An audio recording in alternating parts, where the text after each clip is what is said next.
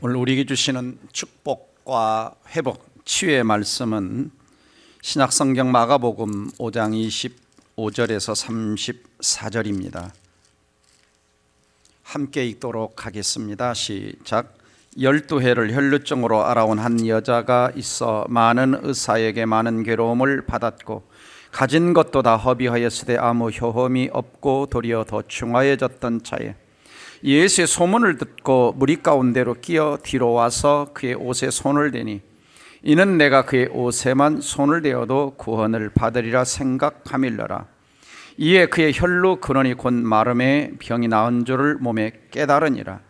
예수께서 그 능력이 자기에게서 나간 줄을 곧 스스로 아시고 무리 가운데서 돌이켜 말씀하시되 누가 내 옷에 손을 대었느냐 하시니 제자들이 여짜오되 무리가 애워싸 미는 것을 보시며 누가 내게 손을 대었느냐 물으시나이까 하되 예수께서 이 일 행한 여자를 보려고 둘러보시니 여자가 자기에게 이루어진 일을 알고 두려워하며 떨며 와서 그 앞에 엎드려 모든 사실을 이었주니 예수께서 이르시되 딸아 내 믿음이 너를 구원하였으니 평안히 가라 내 병에서 놓여 건강할지어다.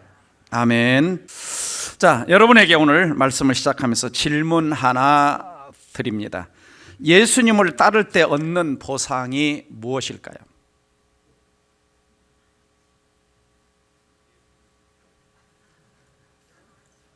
네, 예수님을 따를 때 보상은 예수님입니다. 그것이 전부죠. 다른 것은 없습니다. 왜? 그 예수 그리스도 안에 모든 것이 들어있기 때문입니다. CCC 대학생 선교회를 설립하신 우리 김준곤 목사님께서는 예수님의 유일성을 설명하면서 백문일답 100가지 질문을 했는데 답은 한 가지였다는 유명한 말을 남겼다고 합니다.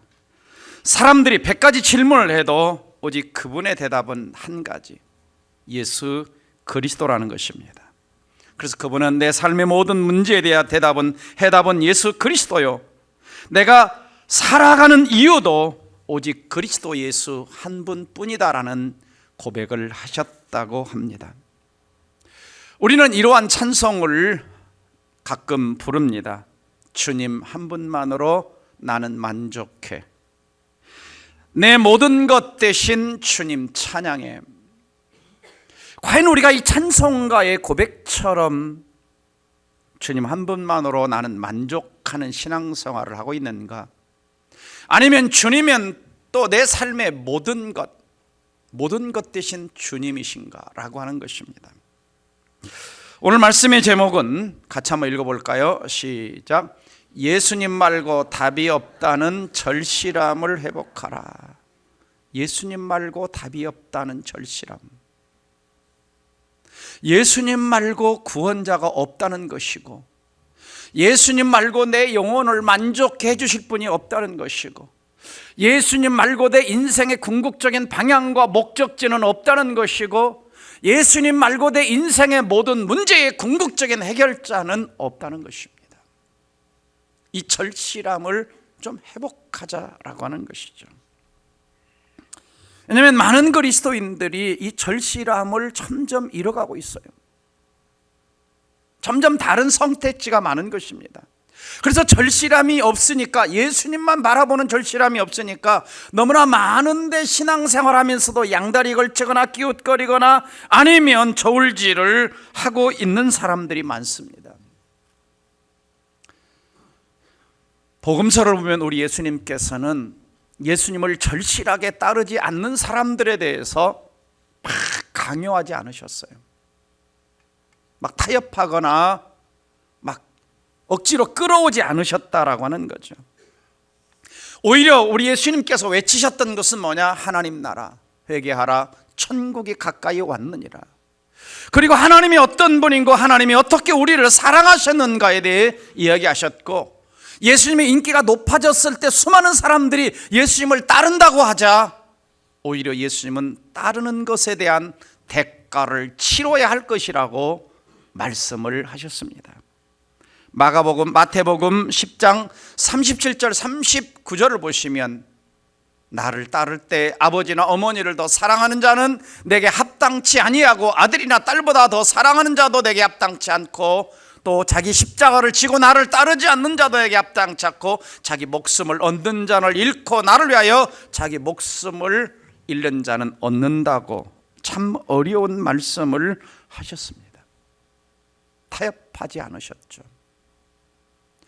반면에 우리 예수님께서는 예수님을 절박한 마음을 가지고 따르려고 하는 자들, 상한 마음을 가지고 통회하고 자복하는 마음을 가지고 주님을 따르려고 하는 자들에 대해서는 우리 예수님께서 아주 열렬하게 반응을 해주셨습니다. 예를 들면 예수님이 여리고성을 지나가실 때에 맹인 바디메오가 예수님이 지나가신다는 소식을 딱 듣습니다. 그러자 외치죠. 다윗의 자손 예수야, 나를 불쌍히 여기소서. 그러니까 사람들이 야, 시끄러워 시끄러워, 이 앞도 못 본 놈아, 시끄러워, 조용해. 사람들이 꾸짖지만 아랑곳하지 않고 더욱 크게 소리질러, 더욱 크게 소리질러, 다윗의 자손 예수여, 나를 불쌍히 여기소서. 그러자 예수님이 탁 하고 발걸음이 멈춥니다. 우리 예수님은 절박하게 자기를 찾고 부르짖는 자들이 있을 때 멈추시죠. 귀를 기울이십니다. 그리고 이렇게 말씀하셨어요. 가라, 내 믿음이 너를 구원하였느니라. 절박했죠. 바디메오는 절박했습니다. 왜 절박했습니까? 앞을 못 보니까.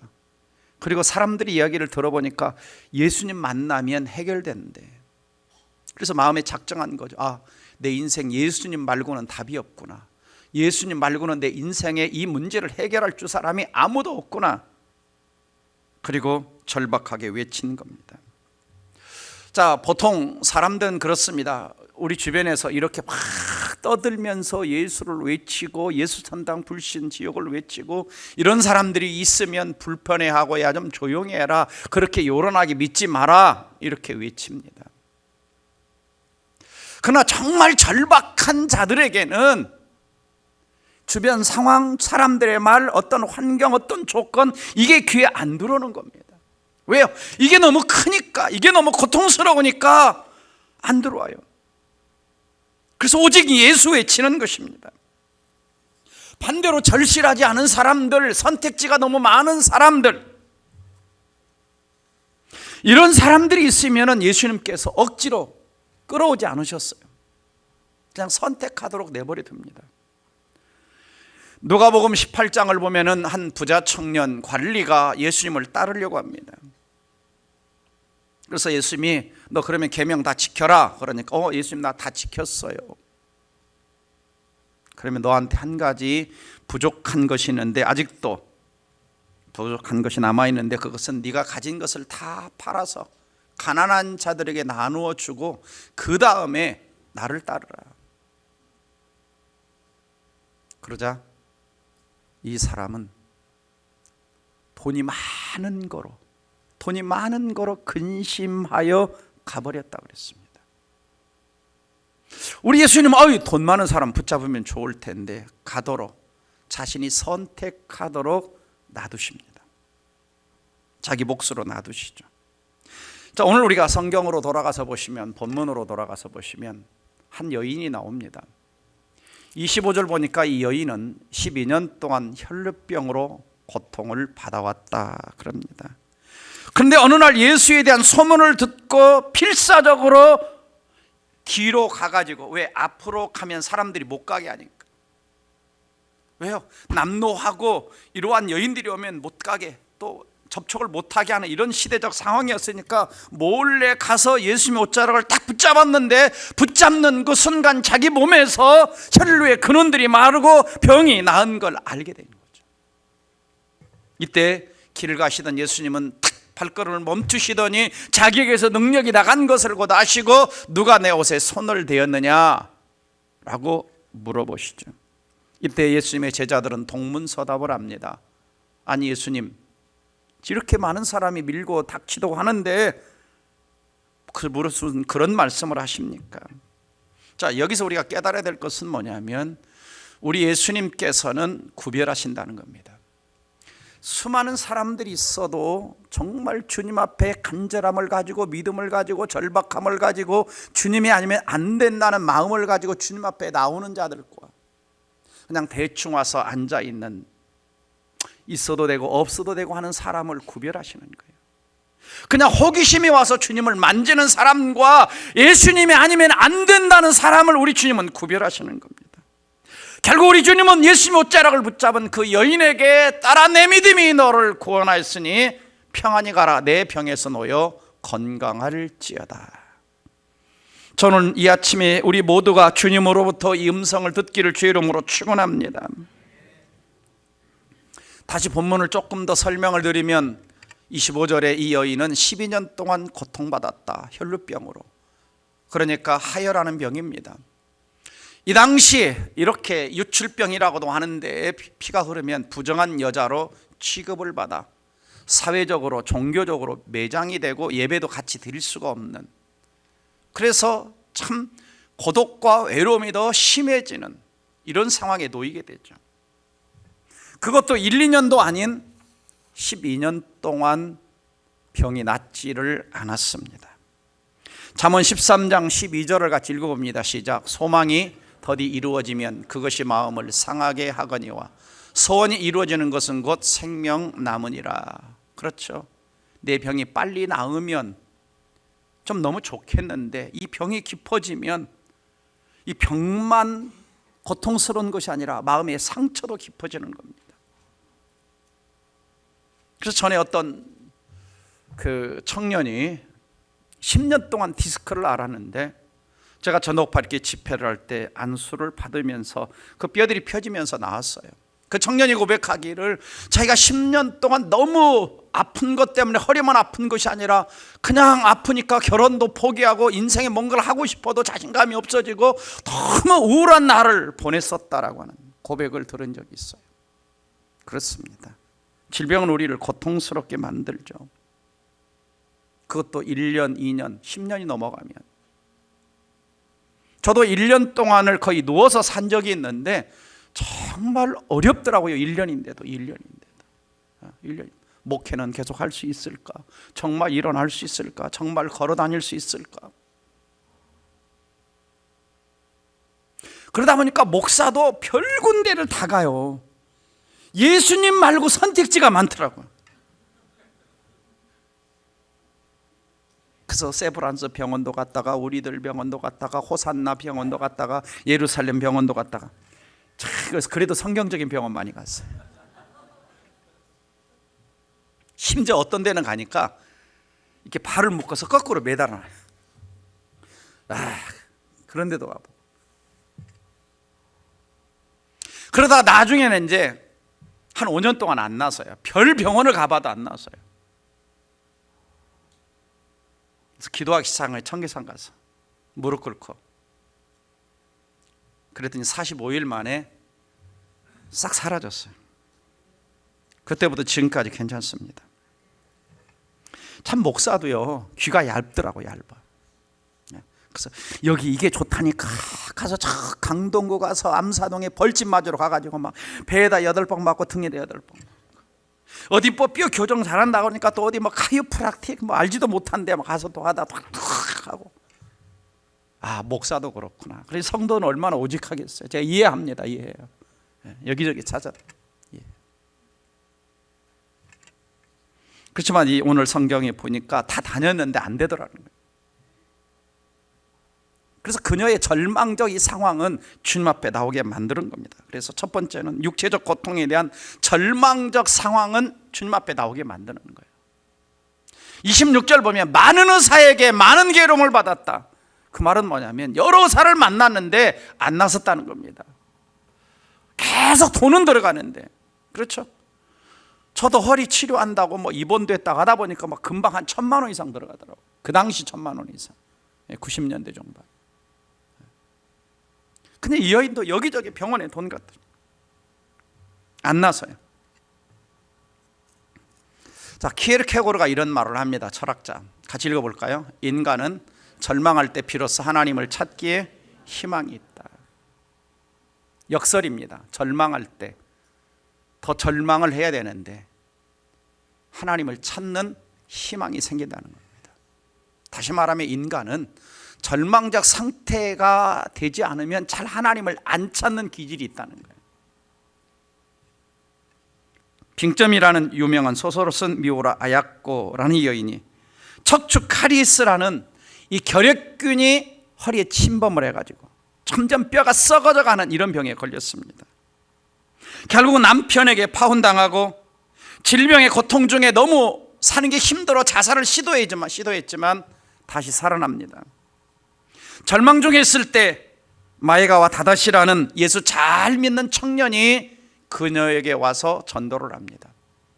같은 병송에 있었던 이 청년이었는데 이 청년도 폐결핵으로 고통 중에 있었던 청년이었지만 예수를 잘 믿는 사람이었어요. 처음에는 거절을 하다가 결국에는 이 미우라 아야코가 그 청년이 눈물로 호소하는 복음을 듣고 예수 그리스도를 구원자와 주님으로 영접합니다. 마음의 평안을 찾아가는 듯 했는데 또 자기에게 복음을 전해준, 그래서 자기가 그 남자를 좋아하게 됐는데 그만 이 남자도 병원에서 회복하지 못하고 세상을 떠납니다. 세상을 떠나자 이 여인은 더욱 절망감에 사로잡혀요. 천장을 보면서 웁니다.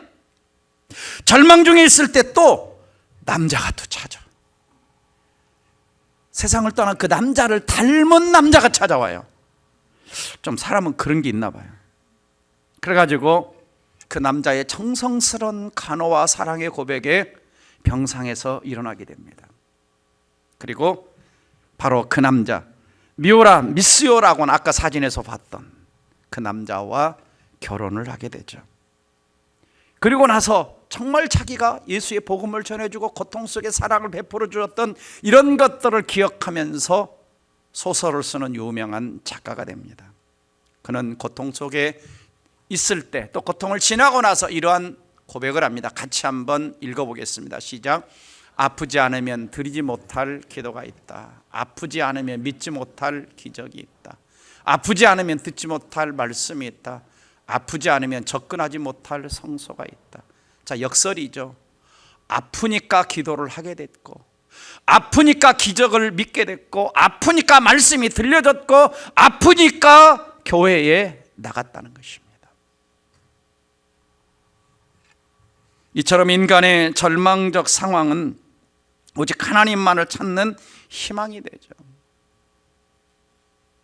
우리가 개척 초창기에 제가 치유학교를 열었는데 어떤 성도 한 분이 서울 사랑에서 오셨어요. 너무 아픈 겁니다. 너무 아파. 별걸 다 해봤는데 아파요. 어느 정도 아프냐? 음식을 먹는 게 힘들어요. 아파. 목 끊어 넣으면 목이 아파요. 위장으로 들어가면 위장이 아파요.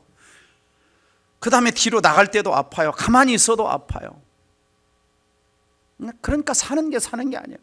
그분 딱 표현이 그렇더라고. 딱 죽었으면 좋겠대요.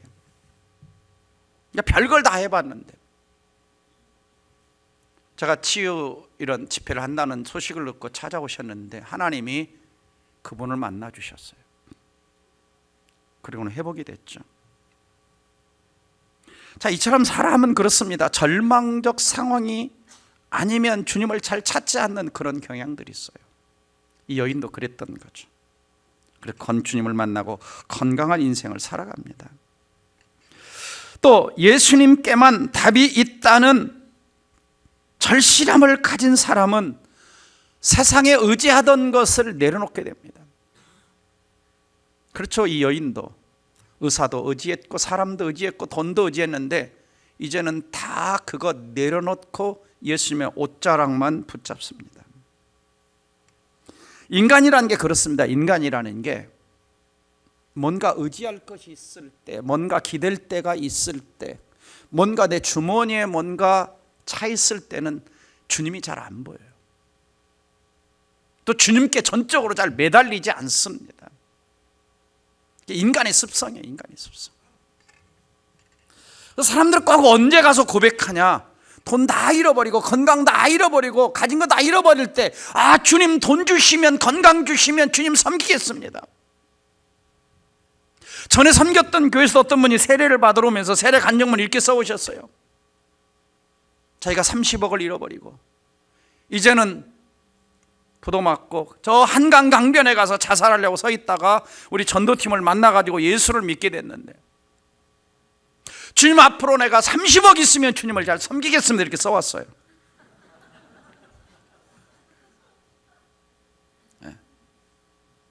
아니 있을 때 하지, 있을 때.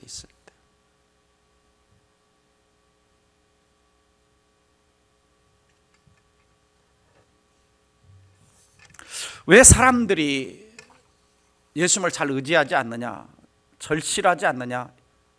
첫째는 십자가에 대한 감격과 하나님에 대한 사랑이 점점 식어져 버렸기 때문에. 그래서 막 참 예수 믿을 때는 막 예수님밖에 없고 막.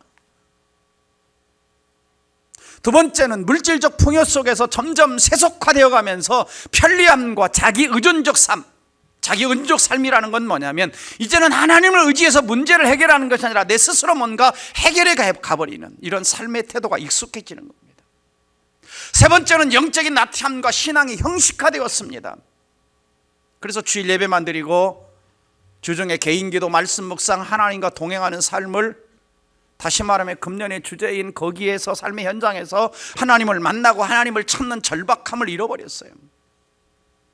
그래서 주일 예배 딱 드리면 나가면서부터 그냥 다음 주로 올 때까지 빠이빠이. 국갑 기상계엄이 선포되면 교회 나와서 다 기도할 줄 알았는데 안 와요. 안 와. 텔레비전만 쳐다보고 걱정만 하고 앉았어. 기도해야 되는 거죠. 네 번째는 문제 해결에 다양한 세상적 대안이 생겨났어요. 그렇죠. 옛날 제가 60년대 살 때에 어릴 때만 해도 아프면 병원 갈 데가 없어요. 그래서 이웃에 돌팔이 의사가 뭐 찾기도 하고, 배 아프면 엄마 손이 약손해가지고 기도해주고. 근데 의지할 게 너무 많아. 병원, 의술, 과학, 논리적. 또 하나는 영적 무감각과 사탄의 방해 때문입니다. 점점 세상에 동화되다 보니까 영적으로 무감각해지고 거기에 사탄이 방해를 하는 것입니다. 하나님은 널 도와주지 않아. 그냥 네 방식대로 해봐. 세상 사람들도 그렇게 살아가잖아. 이렇게 사탄이 우리를 미혹해가는 겁니다. 자, 여러분, 홍해 앞에 선 이스라엘 백성들을 한번 생각해 보세요. 왜 하나님이 거기다 두셨을까? 앞으로 갈 수도 없고 뒤는 애국 군대가 쫓아오고. 자, 이 상황 속에서 이스라엘 백성들은 뭐라고 말하느냐? 출애굽기 14장을 보면은 바로가 가까이 옵니다. 너무 두렵죠. 하나님 앞에 막 부르짖습니다. 이게 그 부르짖음이라는 게 여기서 보면은 진짜 믿음으로 부르짖는 게 아니에요. 왜? 다음 그들의 말을 보면 11절에 애굽에 매장지가 없어서 광야에서 죽게 하려고 여기 데려왔냐 그러죠. 애굽 사람을 섬기는 것이 광야에서 죽는 것이 낫겠다. 여러분 생각해 보세요. 이들은 바로 며칠 전에 그 애굽에서 하나님이 엄청난 10가지 기적을 통해서 그들을 살려내시는 엄청난 능력, 역사, 하나님이 누군가를 경험했음에도 불구하고 하나님만 바라보지 못합니다. 이때 모세가 백성들이 시선을 하나님께 돌립니다. 같이 한번 출애굽기 14장 읽어봅니다. 시작. 모세가 백성에 이르되 너희는 두려워하지 말고 가만히 서서 여호와께서 오늘 너희를 위하여 행하시는 구원을 보라. 너희가 오늘 본 애굽 사람을 영원히 다시 보지 아니하리라. 여호와께 너희를 위하여 싸우시리니 너희는 가만히 있을지어다. 종종요 사람들이 하나님을 전적으로 의지하지 않을 때 하나님은 우리를 이런 상황에 두실 때가 있어요. 앞으로 갈 수도 없고 뒤로 물러설 수도 없고 진퇴양난 그러죠. 진퇴양난. 의지할 사람도 없고 의지할 은행도 없고 의지할 돈도 없고 또 내가 견딜 만한 건강도 없는, 어떤 때는 하나님이 나를 그런 상황 가운데 딱 놔두시고 위로만 뚫려 있는 거, 위로만 하나님만 바라볼 수 있도록. 그런데도 하나님 안 바라보는 사람이 있어요. 그런데도. 그래서 어떤 상황이 벌어질 때 우리는 종종 내 삶의 정황을 살펴봐야 되는, 하나님만 의지하라고 하는 사인인가. 그래서 사람들은요 뭔가 의지할 것이 있을 때 예수님을 잘 붙들지 않아요. 그걸 내려놔야 되는데. 또 한 가지는 그녀가 놀라운 주님의 치유의 기적을 체험할 수 있었던 것은 뭐냐? 다른 곳에서는 자기 인생의 질병의 문제를 해결할 수 없다는 절박한 믿음이 생겨나는 거예요. 27절 보니까 예수의 소문을 들었어요. 예수 만나면 해결된대. 예수 만나서 질병이 고침받았대. 죽은 자가 살아났대. 그래서 무리 가운데 끼어 뒤로 와서 예수님의 손을 대었는데 어떤 마음 가지고 손을 댔느냐? 내가 그의 옷에만 손을 대어도, 예수님의 옷자락만 붙잡아도 구원을 받으리라, 몸이 치유되리라, 건강하게 되리라, 내가 회복되리라, 이 믿음 가지고 붙잡았다라고 성경은 기록하고 있습니다. 사람들은 예수님의 옷자락만 붙잡는 게 아니라 예수님의 옷자락보다도 세상의 권력의 옷, 세상의 화려한 옷, 세상의 어떤 다른 걸 잘 붙잡고 싶어요. 그러나 예수님의 옷자락은 신비한 옷이라는 걸 우리는 믿어야 됩니다. 능력의 옷이에요. 치유의 옷이에요. 병든 자를 고치는 옷이고 우리를 하나님 자녀 되게 하고 우리에게 천국문이 열려지게 하는 옷인 것을 믿으시기를 주의 이름으로 축원합니다. 그래서 이런 찬양이 있죠. 찬송가 456장. 거친 세상에서 실패하거든 뭐 만져라? 그 손 못자국 만져라. 우리 주님은 기다리시는 거죠. 실패한 자, 낙심한 자, 절망한 자, 세상에 답이 없다고 생각한 자, 내 옷 붙잡아라 라고 주님 기다리시는 겁니다. 그래서 이 여자가 예수님의 옷에 손을 딱 떼었을 때 그 몸에서 우리 예수님은 뭐가 나가는 걸 느꼈어요. 30절 보니까 뭐라 그래요?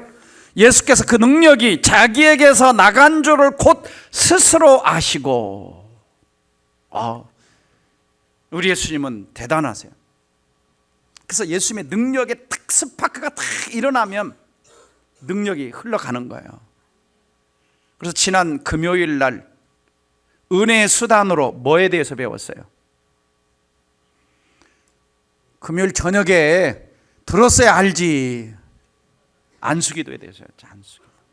안수기도라는 것은 손을 얹어서 이렇게 터치해서 아픈 곳에 손을 기도하는 걸 말하죠. 능력이 나간 줄 아셨다 그랬어요. 제가 전에 어떤 성도가 새벽같이 전화가 왔어요. 뭐 다른 데 있을 때입니다. 사랑에 있을 때. 근데 병원에 새벽 6시에 달려갔더니, 응급실에 달려갔더니 이 아이 눈동자가 터졌어요. 그래서 응급실 복도에서 손을 얹고 이렇게 기도를 하는데 팔이 여기서 여기까지 끊어질 듯이 아픈 거예요.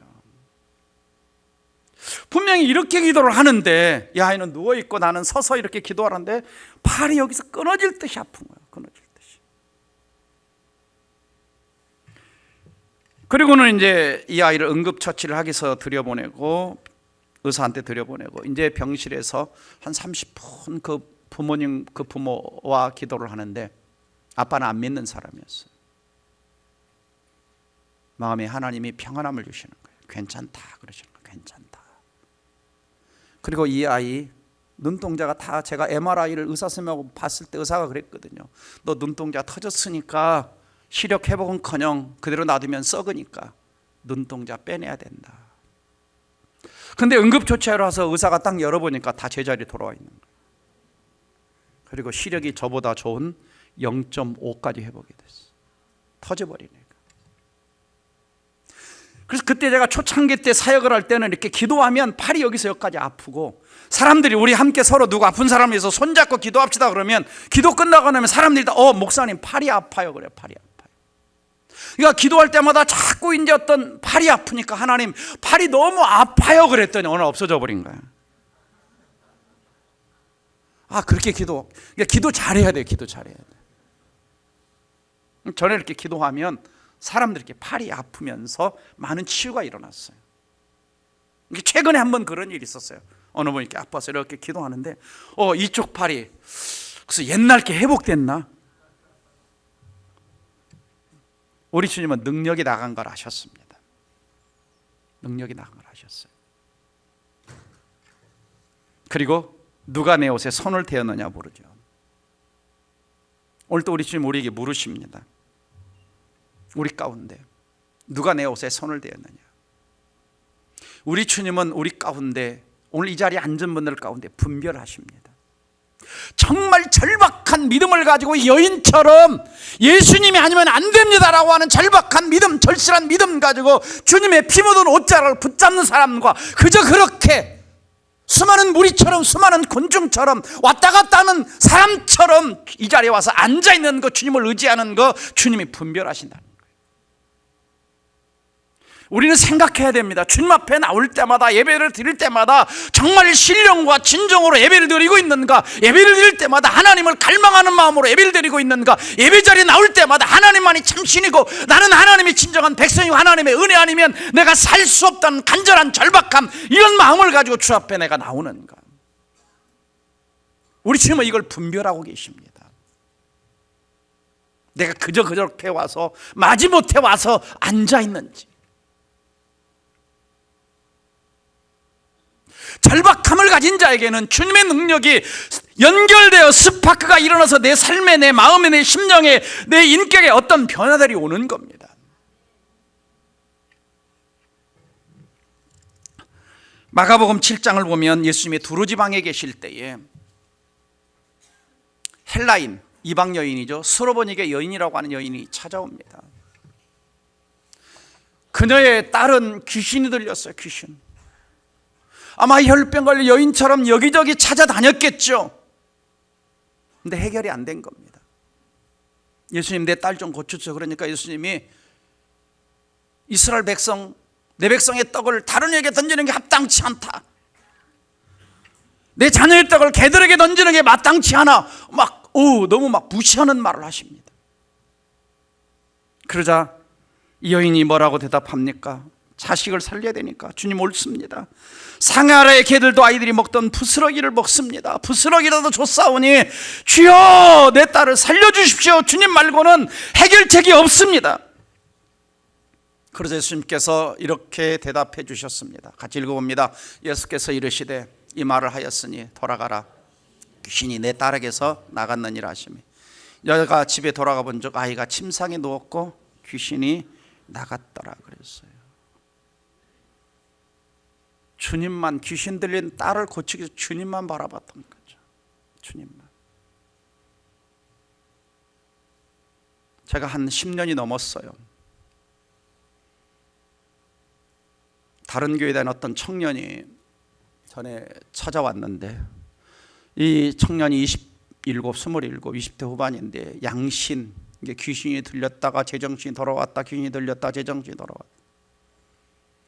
근데 이제 아빠가, 그 아이 아빠가 택시 운전사인데 신앙이 없어요. 그러니까 이 아이가 컨트롤이 안 되니까 이 아이를 성남에서 용인 저쪽 그 광주 넘어가는, 경기도 넘어가는 정신병원, 세버른 정신병원에 가다 놓습니다. 저는 그 정신병원이 그렇게 철창을 3개 지나가야 사람을 만나는 곳인지 몰랐어요. 막 감옥 같아. 철창을 3개 갔어. 이 아이가 저에게 장문의 편지 7장을 보내왔어요. 목사님 한번 만나주세요.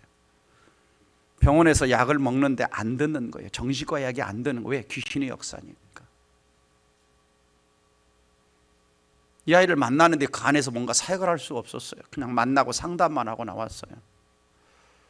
근데 안타깝게도 그 아이는 그 안에서 자살하고 말았어요.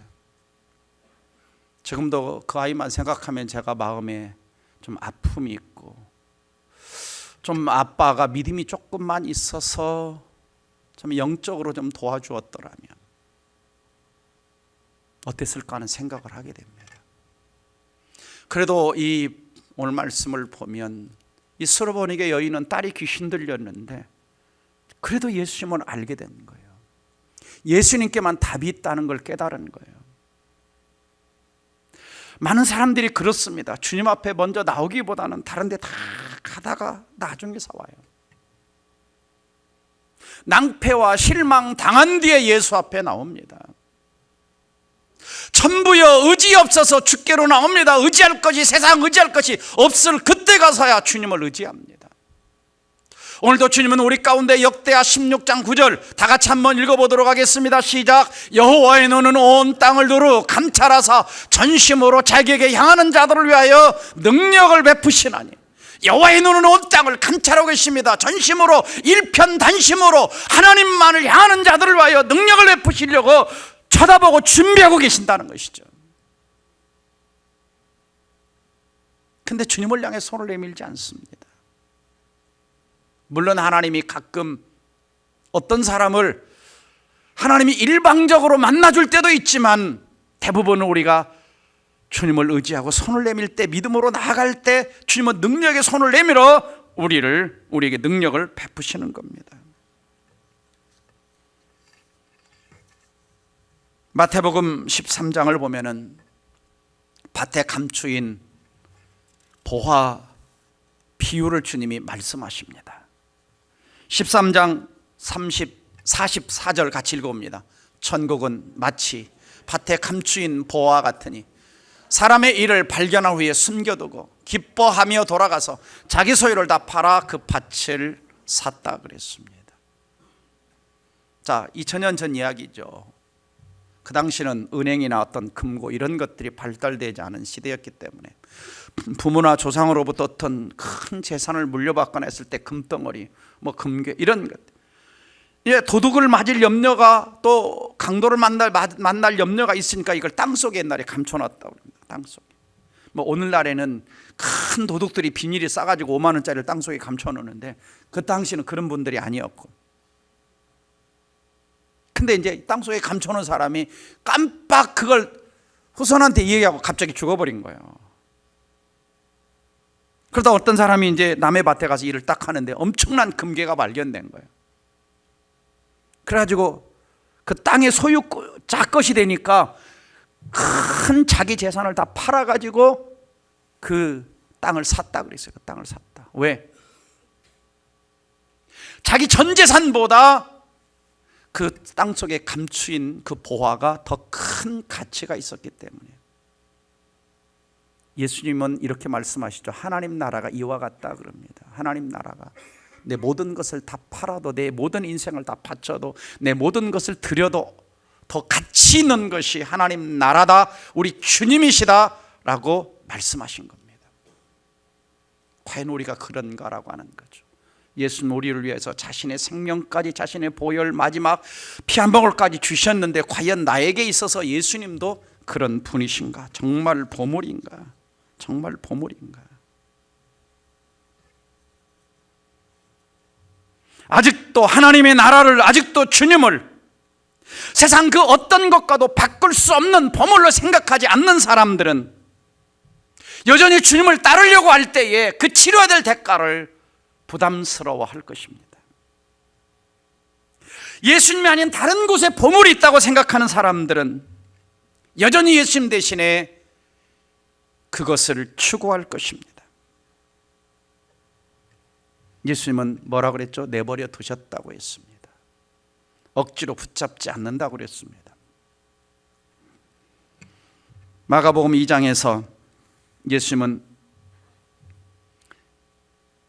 4명의 친구가 중풍병자를 예수님께 데리고 왔는데 사람들이 많아 들어갈 수가 없으니까 지붕을 뜯어서 예수님께 달아내립니다. 예수님 그 내 친구의 믿음을 보시고 그 중풍병자를 치료해 주셨다고 그러죠. 오늘 우리 주님은 예수님께 더 가까이 가고 싶어서 지붕을 뜯는 사람들을 찾으시는 거예요. 지붕이라도 뜯어서 주님께 더 가까이 가고 싶어서, 주님을 만나고 싶어서, 주님을 만나고 내 인생에 세상에서 해결할 수 없는 문제를 해결받고 싶어서 나오는 사람들을 찾고 계시는 겁니다.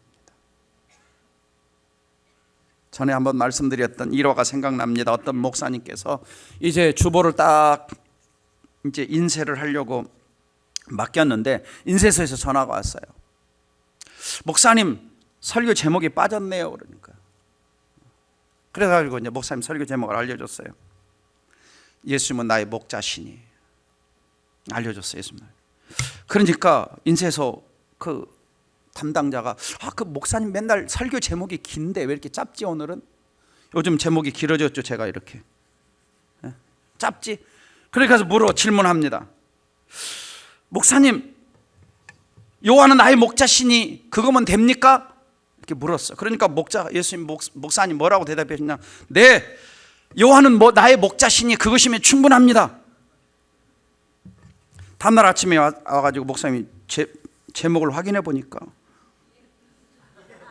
요한은 나의 목자시니 그것이면 충분함 이렇게 나왔어요. 아니 분명히 요한은 나의 목자신이라고만 해줬는데 그것이면 충분합니다가 붙은 거예요. 근데 가만히 목사님이 주보를 받아들고 갑자기 마음에 뭉클한 거예요. 눈물을 흘리기 시작한 거예요. 아, 정말 요한은 나의 목자시니 정말 그분 한 분이면 나는 충분한가. 그 자책감이 들면서 그 설교를 하면서도 그 생각이 들었던 거예요. 설교를 해야 되는데 눈물이 메어서 설교를 제대로 할 수가 없었답니다. 그리고 그날 그냥 성도들에게 제목만 가지고 계속 외쳤대요. 저 요한은 나의 목자시니 네, 그분 한 분이면 충분합니다. 충분합니다. 그리고 설교를 끝냈대요. 그렇습니다. 주님 한 분만으로 충분하시다 성경은 말씀하고 있습니다. 왜? 그분 만물의 주인이고 나의 구원자고 모든 것의 통치자고 섭리자이기 때문에. 사랑하는 성도 여러분, 오늘날 우리는 인생의 여러 가지 절박한 문제를 만났을 때 과연 어디에서 답을 찾으려고 헤매십니까? 어디에서 답을 찾습니까? 오늘 우리는 예수님 말고 답이 없다는 절실함을 회복하시기를 주의 이름으로 축원합니다. 마지막으로 하나 이야기만 하고 마칩니다. 앤드류 머레이라고 하는 기도에 관한 책을 참 많이 쓴 분인데요, 선교사님이 아침에 이제 기도하는데 주님이 질문하시더랍니다. 너에게 있어서 나는 어떤 존재냐 질문하시더래요. 너에게 있어서 나는 어떤 존재냐. 그래서 가만히 생각하다가 주님은 저에게 언제나 첫째이십니다. 대답을 잘했다고 생각을 했는데 가만히 기도하는데 주님이 별로 기뻐하지 않는 것 같아요. 주님이 기뻐하지 않는 것 같아요. 그래서 하루 종일 마음이 무거워가지고 뭘 내가 잘못 대답했나? 그러다가 저녁 때쯤 돼서 내가 대답을 잘못했구나 라고 깨달음이 왔대요. 그래서 주님 앞에 나가 다시 고백을 했습니다. 주님은 언제나 저에게 모든 것입니다. 그랬더니 주님이 너무나 기뻐하시는 것을 느꼈다고 합니다. 여러분, 주님이 첫째이십니까? 모든 것입니까? 아내들에게 묻습니다. 남편이 첫째이십니까? 전부입니까? 대답 안 하는 거 보니까 첫째도 아니고 전부도 아닌가. 남편에게 묻습니다. 아내가 첫째입니까? 전부입니까? 남자들은 조금 한 5사람 좀 대답해. 남편이 첫째가 되면, 또 아내가 첫째가 되면 미스킴은 2번째고 미쓰리는 3번째고. 오늘 우리 주님은 우리의 전부이심을 믿으십시오. 그래서 오늘 우리는 예수님 말고 답이 없다는 좀 절실함을 회복해서 이 여인처럼 내 삶의 모든 문제들을 해결받고 주님을 만나는 기쁨이 넘치기를 주의 이름으로 축복합니다. 기도하겠습니다. 사랑하는 성도 여러분, 주님은 우리를 위해서 전부를 거셨습니다. 우리 하나님은 우리를 위해서 가장 사랑하는 독생자 예수 그리스도를 내어주셨습니다. 예수님은 십자가에서 우리에게 자신의 생명까지 주셨습니다. 과연 우리에게 있어서 주님은 어떤 분이십니까? 나는 인생의 삶의 모든 절박한 문제를 만날 때마다 예수님 말고 답이 없다는 절실함을 가지고 주님을 찾습니까? 아니면 여기저기 다 헤매고 기웃거리다가 마지막에 가서야 기도나 해볼까, 주님 앞에 찾아 나올까, 여러 선택지 중에 하나는 아니었습니까? 다시 한번 우리는 주님 말고 답이 없다는 절실함을 회복해야 됩니다. 우리 주님은 나 외에 다른 신이 없다고 말씀하셨고 다른 것에 기웃거리지 말라고 말씀하셨습니다. 이 시간이 말씀 붙들고 주님만이 나의 전부입니다 고백하는 우리의 기도와 신앙이 되기를 주의 이름으로 축원합니다. 다 함께 기도합니다.